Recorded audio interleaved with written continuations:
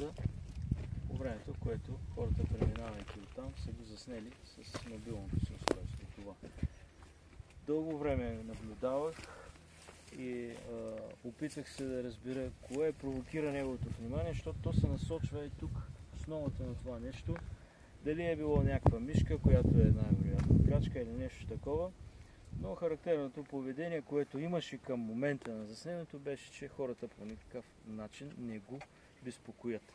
Или искаше да каже, че е овладяло периметъра и доминира по някакъв начин. Естествено няма никакво нападение, не се вижда никакво трептение, никаква оплаха. В тази посока се изтегля. Тук като стоим, поне на мене, доста ясно вече усещам миризмата на примамката от големия капан, който сме сложили.